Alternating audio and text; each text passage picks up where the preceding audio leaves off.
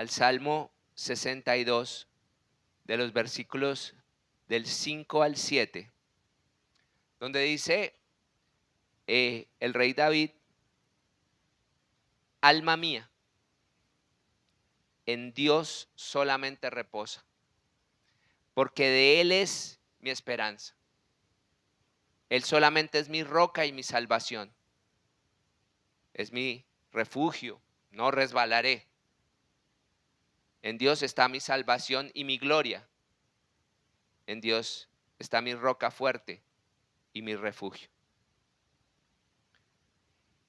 Aquí, hermanos, vemos que el salmista le está dando una orden a su alma. Descansa tranquila, le dice. Aunque tus enemigos te rodeen y te asedien, porque escrito está que en este mundo tendréis aflicciones, pero debemos confiar, porque Él nos ha dicho que Él ha vencido el mundo. Porque es posible que nuestros enemigos sean poderosos, pero solo Dios es todopoderoso. Y es posible que nuestros problemas sean grandes, pero nuestro Dios siempre será más grande que todos nuestros problemas. Y Él nos ha prometido que aunque muchas sean las aflicciones del justo, de todas ellas los librará Jehová. Entonces, hermanos, procuremos que nuestra alma no se agite y tratemos de no desesperarnos en medio de la tribulación. Tratemos de mantenernos serenos en todo momento y entreguémosles nuestras cargas al Señor para así poder dormir tranquilos en sus regazos, confiados, seguros en sus manos. Porque como bien nos dice el salmista, debemos tener la confianza y la determinación para poder encomendar nuestro camino al Señor y luego descansar confiadamente, seguros que Él hará. Porque Él domina sobre todas las cosas y todas las cosas le sirven a Él. Y ojalá tuviéramos la gracia de poder vivir lo que el Salmo nos enseña. Pero vemos que para el hombre es muy difícil mantener la calma en medio de la tribulación. Sin embargo, hermanos, debemos saber que Dios nos va a dar la gracia para resistir, si es que podemos poner nuestra confianza en Él y si es que podemos permanecer inmóviles en medio de la adversidad, sabiendo que aunque los pilares sobre los cuales reposa la tierra tiemblen y la naturaleza entera colapse, nuestras almas siempre estarán seguras en Él. Porque eso es lo que es ser un verdadero cristiano y una persona de fe. Porque nada en este mundo es tan dulce como permanecer firmes en Dios y no reconocer otra voluntad en nuestras vidas más que la suya. Por eso David dice: alma mía, reposa solamente en Dios, porque de Él es mi esperanza. Y aquí encontramos, hermanos, una exhortación, además de una expectativa. Porque el salmista era también un predicador. Y es lógico que el predicador fuera el primero en exhortarse a sí mismo. Porque el predicador que olvida predicarse a sí mismo, ha olvidado el miembro más importante de su audiencia. Porque nosotros deberíamos poder dirigirnos primero a nuestra propia alma, para que cuando ésta haya sido adecuadamente exhortada, entonces sí podamos dirigirnos con autoridad a la congregación. Porque como dice Mateo, 7:5, hipócrita, saca primero la viga de tu propio ojo y entonces verás bien para sacar la paja del ojo de tu hermano. Porque si podemos conmovernos a nosotros mismos con el mensaje que predicamos, entonces podremos tener la esperanza de poder tener algún tipo de influencia en la vida de aquellos a los que les predicamos. Y observamos dónde comienza David su exhortación. Alma mía, reposa solamente en Dios. El rey David comienza su mensaje dirigiéndose al centro mismo de su ser, diciendo: alma mía, te predico a ti, porque si tú te desvías, nada de lo que yo pudiera llegar a decir o hacer tendría ningún valor. Porque si tú estás sumergida en el error, alma mía, entonces en realidad solo estaría persiguiendo la vanidad y el orgullo, y mis labios solo estarían anunciando hipocresía y falsedad. Y lo que el salmista quiere decir con alma mía, reposa solamente en Dios, es: alma mía, haz de Dios tu único objetivo en la vida. Haz que su voluntad sea tu voluntad y que su propósito sea tu propósito. Porque ¿cuántos hombres han naufragado al elegir? Porque podríamos señalar 1000 biografías de personas que después de haber vivido en este mundo y de haber hecho grandes cosas, murieron completamente vacías, porque no eligieron buscar primeramente el reino de Dios y su justicia. Y vemos que pocos hombres en la historia de la humanidad han tenido tanto como llegó a tener uno de los máximos íconos culturales del siglo XX, como lo fue Elvis Presley. Porque pocos hombres han sido tan bendecidos en esta tierra con dones y bendiciones materiales como lo fue él. Un hombre que creció siendo cristiano, y pocos lo saben, y que por muchos años le cantó al Señor con una fe aparentemente sincera, pero que un día se dejó infectar por el virus de la fama y la validación. Y aunque ciertamente llegó a ser un hombre reconocido por los que mejor lo conocieron, por ser una persona con todas las características de un hombre de Dios, hospitalario, generoso, virtuoso y hasta cierto punto con un deseo sincero de mantenerse fiel, pero no quiso reposar solamente en Dios y murió, aunque rico y famoso, en la más absoluta miseria moral, devorado por el engaño de las riquezas y la fama. Pero si tan solo hubiera fijado su mirada en un objetivo superior al de complacer a la gente y acumular riquezas, hubiera podido tener todas estas cosas, fruto de los talentos que Dios le había dado, y hubiera podido tener además las otras, fruto de su comunión con Dios. Porque como bien dice la palabra, si buscamos primeramente el reino de Dios y su justicia, todas las demás cosas nos serán añadidas. Y si él hubiera decidido utilizar todos sus talentos para cantarle a Dios y honrarlo, y hubiera decidido mantenerse fiel a él, quizás no hubiera llegado a ser tan rico o famoso, pero ciertamente hubiera podido morir en victoria. Y es que si pudiéramos hacer de Dios nuestro único objetivo y refugio, podríamos vivir nuestras vidas completamente seguros y pasara lo que pasara, nunca se podría decir de nosotros: murió sin haber obtenido lo que su alma deseaba.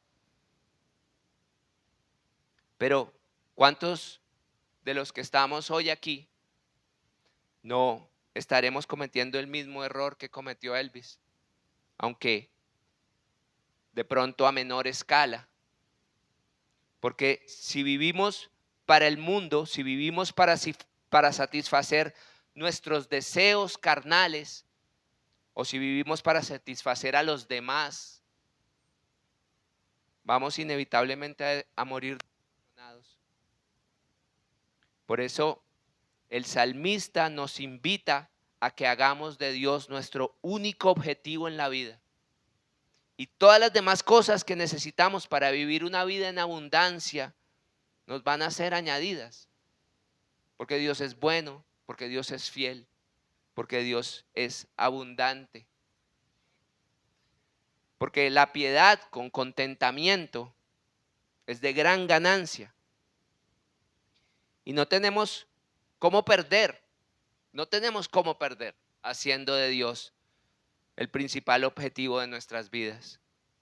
Pero cualquier otra cosa que escojamos, cualquiera que sea, buena, mala o regular, cualquier otra cosa que escojamos, nos va a dejar completamente vacíos. Porque solamente Dios puede llenar ese espacio vacío en nuestro corazón. Y es que vemos que las personas más miserables del mundo son por lo general, las más ansiosas acerca del mañana y de las cosas materiales, que no pueden disfrutar los placeres del hoy porque están constantemente pensando que cada estrella es en realidad un cometa disfrazado que anuncia destrucción. Personas que se sienten más atraídas por las manchas del sol que por el sol mismo. Y más sorprendidos por una hoja que se marchita y cae que por toda la exuberancia de un bosque que permanece. Y se concentran más en sus problemas que en sus alegrías. Pero vemos que David le dice a su alma: alma mía, no te preocupes por nada excepto por tu comunión con Dios. Y echa todas tus preocupaciones sobre Él, porque Él cuidará de ti. Y en el Salmo 4:8, el salmista nos dice esto mismo: en paz me acostaré y asimismo dormiré. ¿Por qué? Porque solo tú, Jehová, me haces vivir confiado. Y es que muchos de nosotros vamos por el mundo siempre temiendo a lo que puede llegar a pasar. Pero si tuviéramos la suficiente sabiduría y la suficiente cordura como para poner nuestra mirada solo en Dios, podríamos caminar confiadamente y decir que aunque con el siguiente paso que demos caigamos en el abismo, si Dios está con nosotros, estaremos completamente seguros. Porque no existe nada como la fe para librarnos en el día de la angustia. Y como dice Pablo en 2 Corintios 12:10, por lo cual, por amor a Cristo, me gozo en las debilidades, en afrentas, en necesidades, en persecuciones, en angustias. ¿Por qué? Porque cuando soy débil, entonces soy fuerte, porque Dios está conmigo.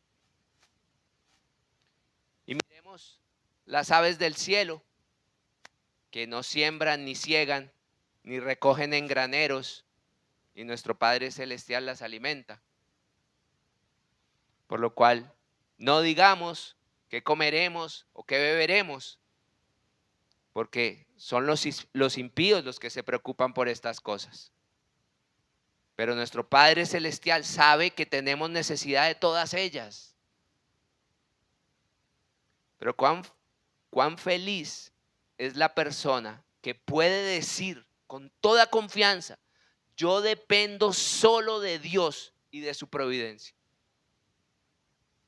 Porque si Dios me enviare poco, será suficiente. y si me enviare mucho, no será demasiado, porque entonces compartiré mi riqueza con todos aquellos que tienen menos que yo. Pero cuán necios somos que siempre estamos buscando otras cosas en que apoyarnos, porque somos tan dependientes de los demás que a todos les contamos nuestros problemas. Pero hermanos, tengamos mucho cuidado de querer apoyarnos en lo que en sí mismo necesita apoyo.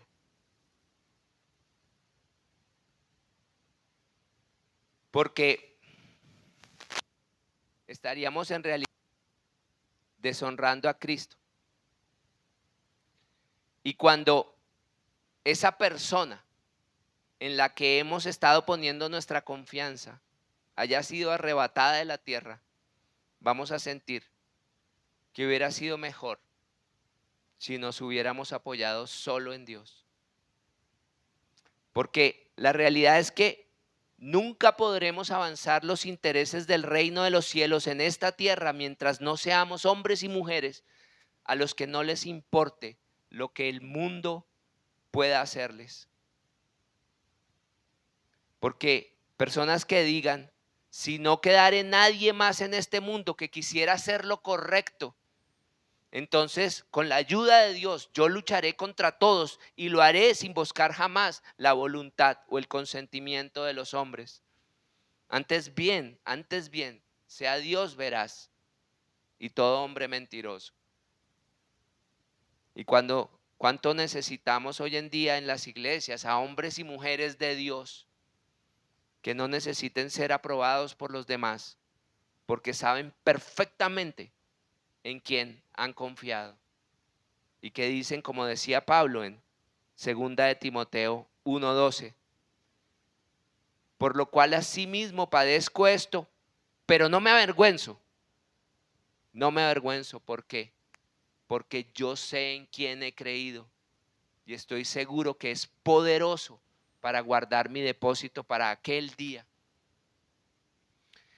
Pero nosotros, desafortunadamente, cuando nos encontramos en problemas, lo primero que hacemos es llamar a la puerta de nuestros vecinos o de nuestros hermanos para pedirles su consejo, sin haber tenido en cuenta primero a Dios. Pero si ellos en verdad nos amaran,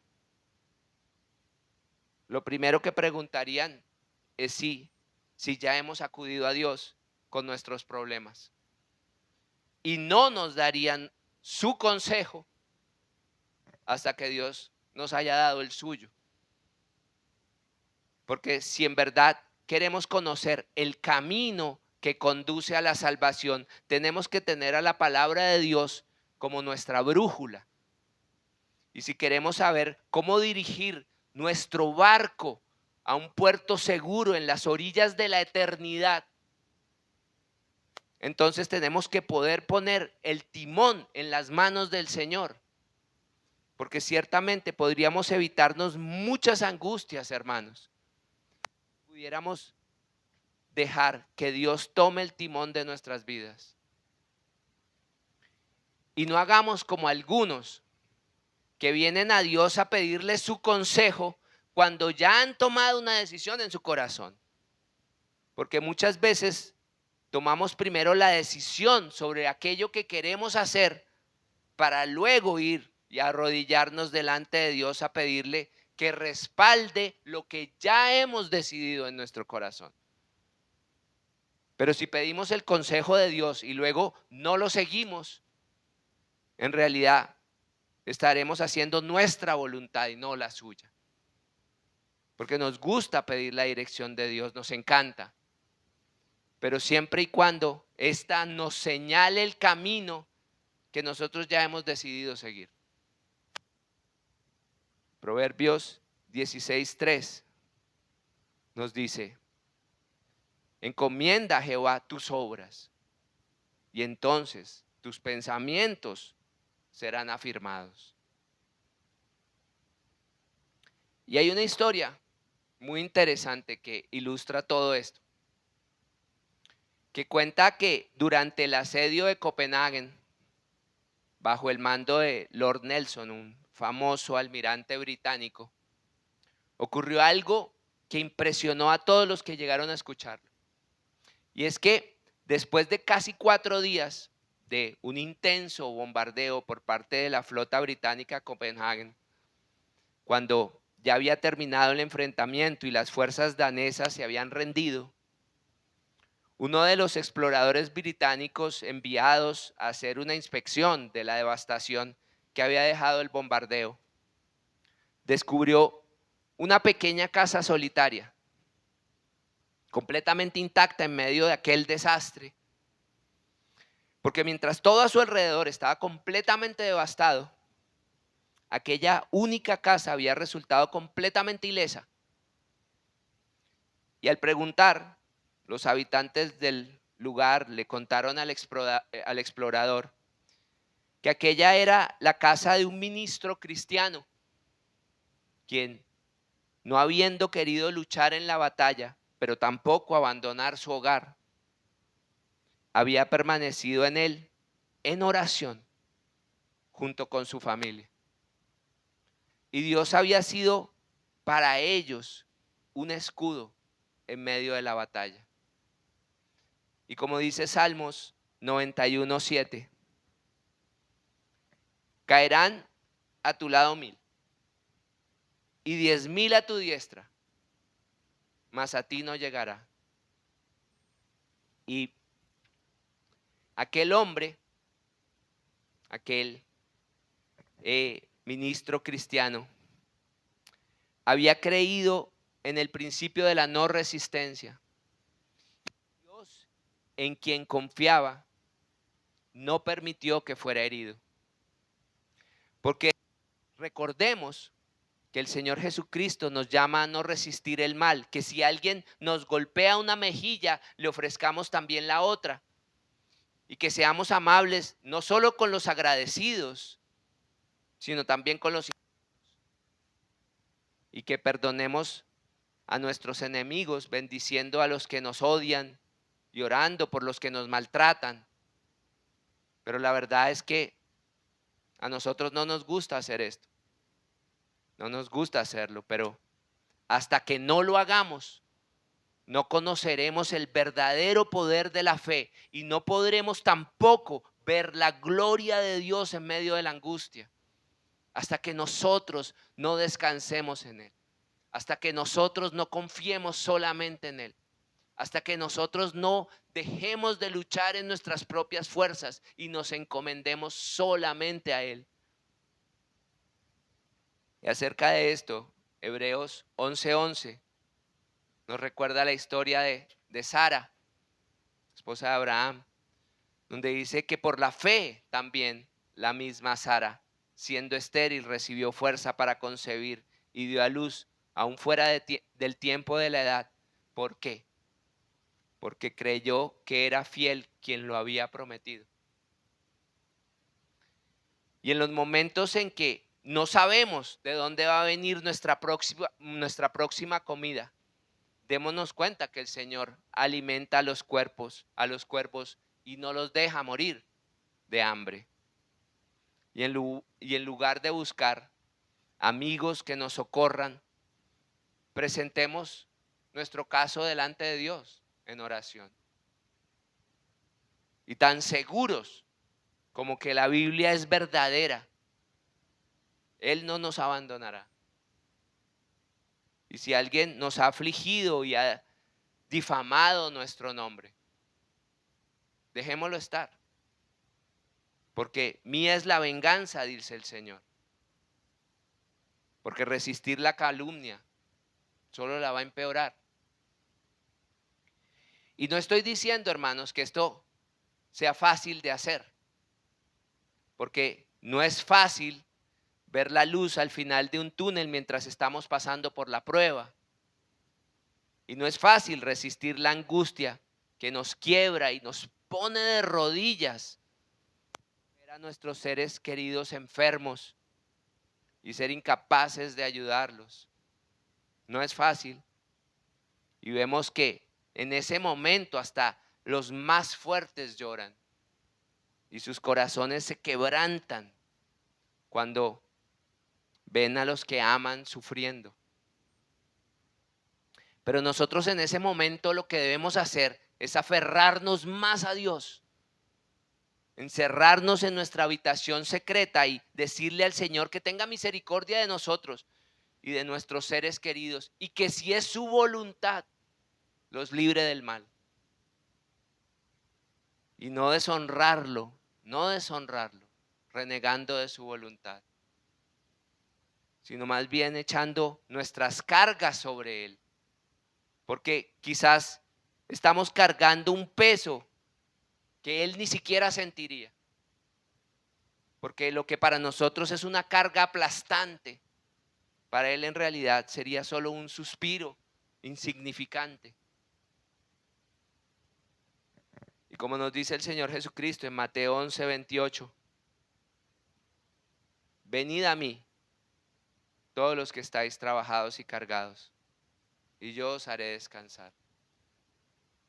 Pero vemos que muchos buscan a Dios no por lo que Él es, sino por las añadiduras que creen que van a obtener de Él. Y ese es un grave error. Y es como quien tiene un abuelo, una abuela o una tía rica con las que son tremendamente amables por la esperanza que tienen de poder recibir alguna herencia de ellos cuando estos falten, pero que no los volverían ni a ver si no fuera por su dinero. Y que cuidan porque saben que eso les dará una ventaja a la hora de la repartición de la herencia. Pero no debemos olvidar, hermanos, que incluso si llegamos a obtener aquello que tanto anhelamos en el mundo, si no viene de Dios, eso al final podrá llegar a convertirse en una enorme maldición para nosotros. Y solo basta con que nos demos cuenta del ejemplo que poníamos antes acerca de Elvis Presley. No es suficiente, nunca será suficiente lo que el mundo nos pueda dar, por más que nos dé, si nosotros no tenemos a Dios en nuestro corazón. Porque podríamos llegar a encontrarnos en la calle como mendigos, pero si tenemos fondos en el banco de la fe, podremos llegar a obtener todo lo que necesitamos de acuerdo a las riquezas de la bondad de Dios. Porque Dios nunca deja de honrar sus promesas. Y cuando las llevamos delante de su trono, Él nunca las devuelve vacías. Habacuc 3, 17 y 18. Versículo que mucho conocemos, mucho hemos cantado. Y que dice, aunque la higuera no florezca, ni en las vides haya fruto, aunque falte el producto del olivo y los labrados no den mantenimiento y las ovejas sean quitadas de la majada y no haya vacas en los corrales, con todo yo me alegraré en Jehová y me gozaré en el Dios de mi salvación. Y es que, hermanos, si es que acaso no somos ricos en cosas materiales, el contentamiento puede hacernos ricos. Porque el contentamiento da grandes riquezas a la persona que lo posee y añade un gran disfrute a sus vidas. Porque la vida es frágil, hermanos. ¿Y qué es lo que nosotros en realidad necesitamos tener en medio de la tribulación si no es la protección de Dios? ¿Qué más pudiéramos llegar a aspirar tener en un momento como esos? Porque vemos que cuando nuestro pulso se debilita y nuestro corazón late pesadamente por la angustia, por la enfermedad, por el sufrimiento, por el dolor, Él es en realidad nuestro único sostén. No vale de nada todo lo demás que podamos tener. si no lo tenemos a Él. Porque si ese fuera además nuestro momento para partir, nuestra única esperanza sería que pudiéramos cabalgar triunfantes hacia las puertas del cielo y que aquellas puertas se abrieran de par en par para nosotros y Él dijera: entra, bendito del Señor, y hereda el reino preparado para ti desde antes de la fundación del mundo. ¿O no?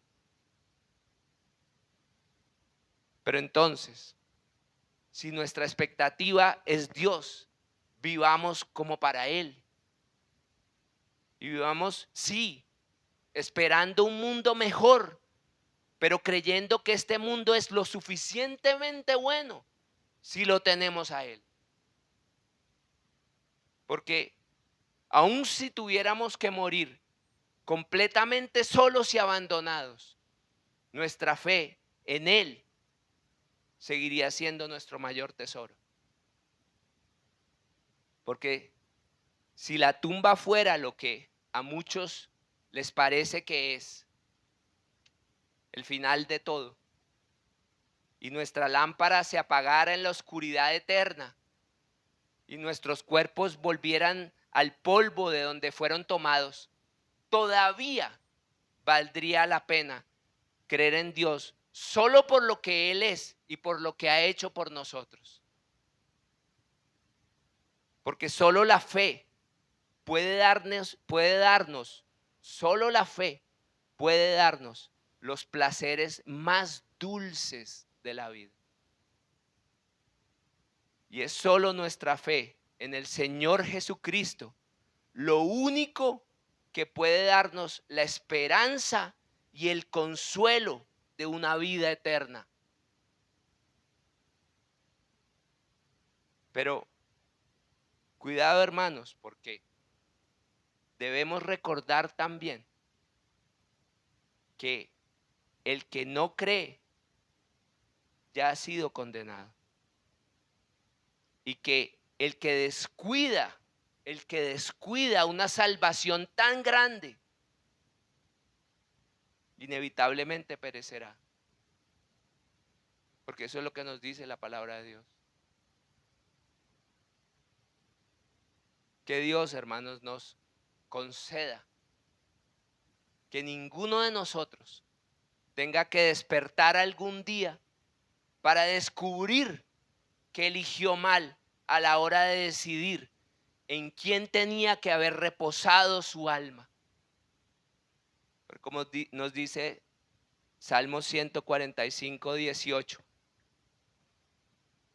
cercano está Jehová a todos los que le invocan, pero a todos los que le invocan de veras. Amén. Vamos a orar, hermano.